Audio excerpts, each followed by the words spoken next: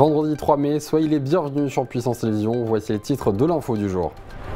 La Banque alimentaire de Saint-Dizier lutte depuis plus de 30 ans contre la précarité alimentaire dans la Haute-Marne, la Meuse et le sud de la Marne. Son activité ne cesse de grandir.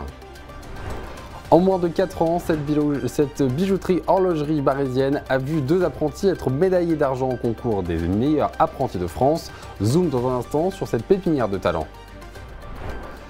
Le 18 et 19 mai prochain se tiendra l'événement Nature et Chasse en Fête à Joinville. La vice-présidente de la Fédération des chasseurs de Haute-Marne est notre invitée ce soir.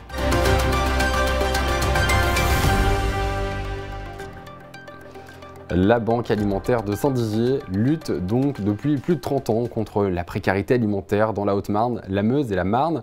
Son activité s'intensifie et ses besoins en termes d'effectifs grandissent. Les recherches de bénévoles est activée en permanence. Baduché s'est rendu au siège de l'association pour en savoir un peu plus. Des fruits, des boîtes de conserve, des produits bio, on pourrait se croire au supermarché, mais nous sommes bien à la Banque alimentaire de Saint-Dizier. Créée en 1986, la structure bragarde collecte, gère et partage diverses denrées alimentaires pour permettre aux plus démunis de s'alimenter. La Banque alimentaire fait partie d'une fédération. Nous avons plus de 100 banques alimentaires en France, même presque 120, qui collectent dans les magasins avec convention, les industriels agroalimentaires, les maraîchers, les producteurs. Chaque année, la Banque alimentaire distribue et collecte 1078 tonnes de produits, un travail qui demande l'implication d'un nombre important de ressources humaines. Pourtant, recruter des bénévoles n'est pas toujours facile. On est obligé de s'agrandir, de trouver d'autres bénévoles parce qu'avant, il y avait moins d'exigences aussi au niveau des papiers. Là, on essaye d'être dans un format de travail le plus exemplaire. Actuellement, 54 associations font appel à cette structure pour récupérer des colis alimentaires à distribuer. Jusqu'à présent, la Banque alimentaire de Saint-Dizier a aidé plus de 7000 personnes dans les départements de la Haute-Marne, de la Meuse et dans le Sud-Marne à se nourrir plus dignement. Le mois d'avril a été particulièrement chargé pour les gendarmes de la Marne. Durant les 30 derniers jours, les forces de l'ordre ont assuré une opération dite Avril Bleu sur tout le territoire. Les résultats sont surprenants. 189 permis de conduire ont été retirés, 2452 infractions au code de la route ont été recensées, une hausse de 21% par rapport à 2023. En parallèle, les agents ont assuré une sensibilisation auprès des automobilistes, notamment près des 2 roues. Cette action a permis de sécuriser au mieux les routes du département puisqu'une victime a été décédé sur les routes de la Marne en avril contre 3 en mars 2024. C'est presque devenu une habitude pour cette bijouterie horlogerie de Bar-le-Duc. En moins de 4 ans, elle a vu 2 apprentis médaillés d'argent au concours meilleur apprenti de France. Cette dernière récompense en date est de avril 2024. Clémentine Coppola vous emmène à la rencontre de ces jeunes pleins de talent. Dans cette pièce se côtoient 2 médaillés d'argent au meilleur apprenti de France. Hilaire et Samuel sont tous deux arrivés 2e au concours régional. L'un en 2022 et l'autre en 2024. Tous les 2 apprentis dans cette bijouterie horlogerie de Bar-le-Duc, ils ont fait leurs armes sur divers modèles de montres, de pendules ou d'horloges. Et un jour, ils se sont lancés dans l'aventure du meilleur apprenti de France. On a vu le sujet qui était vraiment assez compliqué. On savait qu'on allait avoir beaucoup de mal et beaucoup de fil à retordre parce qu'il y avait des choses qui étaient assez complexes, on va dire, sur ce sujet-là. Et en fait, on s'est lancé le défi. C'était vraiment un défi toute l'année. Pour ce concours prestigieux, le jeune Samuel a dû réaliser avec précision cette pièce. Ça a été beaucoup d'heures de travail, aussi bien à l'école, donc au lycée de Garfort à Morteau, que à la bijouterie ici, mais aussi chez moi, parce que j'ai beaucoup travaillé aussi sur mes heures, sur mes week-ends, tout ça, sur mes vacances. Donc ça a été très éprouvant, on va dire. Mais ça a été une épreuve, mais surtout une super expérience que j'ai pu partager avec tout le monde dans la boutique, et c'était génial. 2 ans plus tard, Hilaire a également décidé de se présenter au MAF. Le jeune homme, alors en reconversion professionnelle, voit dans ce concours une chance de découvrir le métier en profondeur. Le sujet tombe, et comme Samuel quelques années avant lui, il se lance dans la fabrication d'une pièce assez complexe. En tant que première année, j'avais rien à perdre, on va dire ça comme ça. Donc je je me suis dit, je tente le tout pour le tout. Et je me suis engagé. Et j'ai eu des hauts et des bas parce que c'est toujours frustrant quand tu n'arrives pas toujours du premier coup. Mais j'ai maintenu le cap et j'ai pu justement arriver jusqu'à la fin. Obtenir la médaille d'argent, c'est une fierté pour ces deux jeunes passionnés qui ont pu compter sur l'accompagnement de leur maître d'apprentissage, Samuel Pasquier.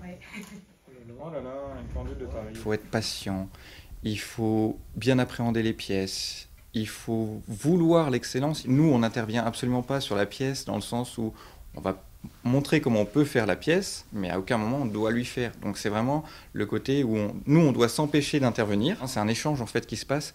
Et après, c'est la passion qui parle. Donc si on est passionné par son métier, je pense qu'on peut facilement transmettre ce qu'on a envie de transmettre. Les deux médaillés souhaitent désormais poursuivre leurs études, Samuel à Rennes et Hilaire à Morteau. De son côté, le maître d'apprentissage Samuel Pasquier continuera de donner ses précieux conseils à de futurs apprentis. Bonjour Florence Caron, vous êtes la vice-présidente de la Fédération départementale des chasseurs de la Haute-Marne et vous organisez tous les ans un événement qui s'appelle Nature et Chasse en Fête. De quoi s'agit-il ? Alors bonjour, Nature et Chasse en Fête, c'est un événement traditionnel chez les chasseurs, puisqu'en fait on a une obligation de présenter tous les trophées qui ont été réalisés la saison précédente. Et c'est pour nous l'occasion en fait d'englober ça dans une grande fête de la nature et de la chasse, hein, ce qui nous représente nous la fédération. Et donc voilà, pour la deuxième année, ce sera à Joinville. Au mois de mai. Vous vous êtes dit, là finalement, on ne va pas faire uniquement cette cérémonie des trophées, on va faire toute une fête autour. Voilà, tout à fait. Autant fédérer les gens autour de nous, en plus aujourd'hui qu'hier encore, de montrer que voilà, on est ouvert et qu'en fait on a plein de choses à apporter au niveau festivités, culinaire et puis biodiversité. Alors justement, c'est quoi ce programme? Quel est le programme de ces journées? Parce que c'est 2 jours. Oui. Et est-ce qu'il y a des nouveautés? Oui, tout à fait. Donc on a retrouvé une 50aine d'exposants, essentiellement locaux, hein, donc des Haut-Marnais, ouais. Et on va aussi trouver des exposants des départements qui nous entourent. Hein, donc on reste vraiment dans le local et dans le circuit court, parce que ça aussi c'est important. Et puis on va avoir donc des choses un peu surprenantes, comme un fauconnier. Hein, il y a un monsieur qui va venir avec ses faucons, qui va nous expliquer son métier, l'utilité de son métier, et qui fera des démonstrations sur place. On va aussi avoir un coutelier aiguiseur. Donc les gens pourront venir avec leur couteau. Une tradition de la Haute-Marne. Voilà, ouais. Tout à fait. Ouais. Et encore une fois, on n'est plus dans jeter les choses et racheter. On va réutiliser. Donc là, venez avec vos couteaux, vos ciseaux, et puis ce monsieur se fera un plaisir de... Aussi, sur place. Voilà, exactement. Okay. J'ai entendu parler d'un rallye nature. Qu'est-ce que c'est? Alors, le rallye nature, donc ça, c'est pour les enfants. Ouais. C'est pour les petits. Donc, ce sera le samedi après-midi. Et donc, tout ça est complètement gratuit. Vous pouvez vous inscrire en amont, mais vous pouvez aussi revenir spontanément. On vous fera remplir une petite feuille et en fait il y a un circuit avec des énigmes, des empreintes d'animaux, des empreintes végétales, reconnaître des feuilles, des arbres, et puis chaque enfant participant repartira avec un cadeau en souvenir. De l'éducation autour de la biodiversité du coup pour les enfants. Bien sûr, de la pédagogie. Pourquoi avoir choisi le château du Grand Jardin comme théâtre pour faire cet événement? Alors, donc moi je suis chasseresse que depuis 2016 entre guillemets, et c'est vrai que jusqu'à il y a 2 ans c'était à Auberive, ce bel événement, ce qui était très très loin pour nous les bragards. Et j'avoue que là il y a eu un petit flottement de changement de direction là-bas, et on s'est dit autant rapprocher, centraliser l'événement dans notre département. Et le château de Joinville, moi, c'est un lieu qui me fascine, que je trouve magnifique. Et ça a matché, le directeur nous a accueillis les bras ouverts, donc c'est tant mieux. Et le petit plus qui m'a fait très plaisir l'année dernière, c'est qu'il y a beaucoup de gens, même du coin, des bragards ou alentours, qui n'étaient jamais allés au château de Joinville. Et donc ça a permis de donner l'opportunité d'aller... Qui a fait découvrir notre richesse patrimoniale. En effet. Alors, on en vient un petit peu à autre chose concernant votre engagement dans la chasse. Vous organisez des opérations pour encourager les femmes à découvrir l'univers de la chasse, comme vous, du coup, depuis peu. Vous en êtes où sur cet engagement, la féminisation à la chasse? Alors ça progresse, doucement mais sûrement on va dire, parce que je découvre un petit peu aussi les façons de pouvoir donner envie. Alors je pense que c'est des moments de partage, hein, de parrainage, donc là c'est ce que je fais. En fait en Haute-Marne on a la chance, on a le pourcentage le plus élevé de France de femmes chasseresses. Ah oui. On est à 4,25. Peut-être que ça porte ses fruits quand même. Voilà. 4,25 effectivement on peut se dire que c'est bas. Voilà, alors qu'au niveau national, c'est 2, 30, 35 ou 40. Donc bon, on peut déjà être fier de ça, mais c'est vrai que ça reste très faible. Donc on s'est dit, on va s'adresser à toutes les chasseresses de notre département pour leur proposer de devenir marraine d'une jeune femme ou de maman comme moi, parce qu'à la limite, la chasse, ça peut être ouvert à tous et ça peut être révélé à n'importe quel moment de la vie, je pense. Moi, je suis maman de 3 enfants qui sont maintenant grands. Et c'est vrai que du coup, ça m'a pris il n'y a pas longtemps. Et ça y est, j'ai du temps pour moi, puisque mes enfants maintenant sont autonomes. Et c'est vrai que c'est des parenthèses merveilleuses que je serais heureuse aussi de faire partager.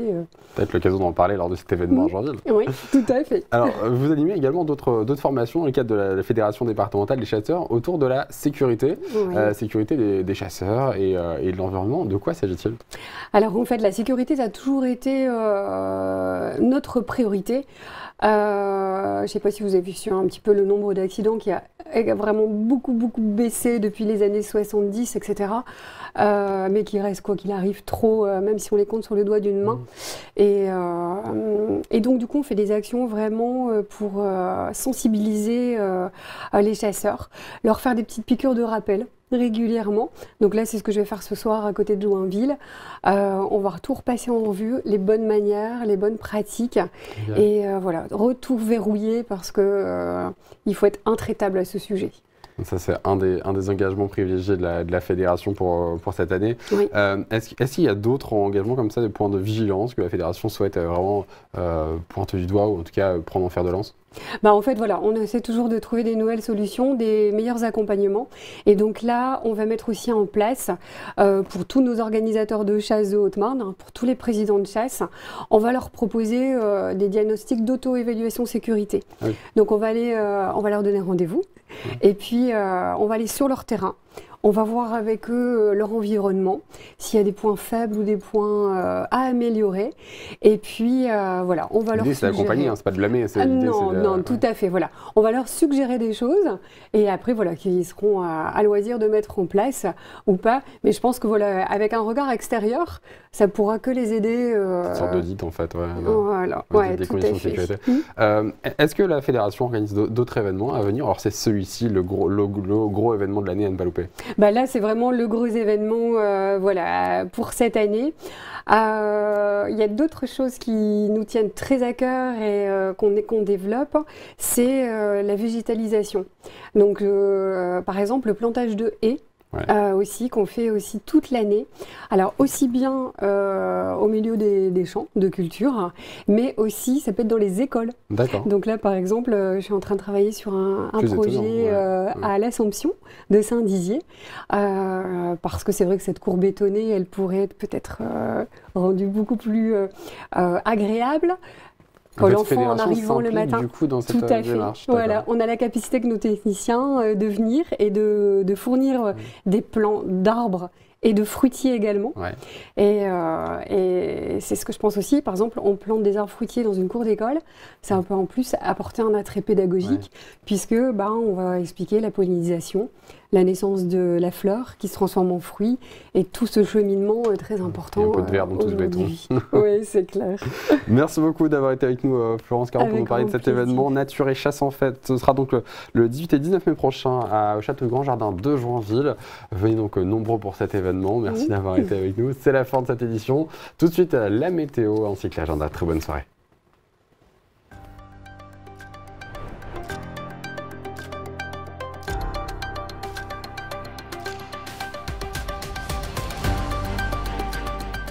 Toute l'actualité en continu à retrouver sur notre site internet et notre application mobile.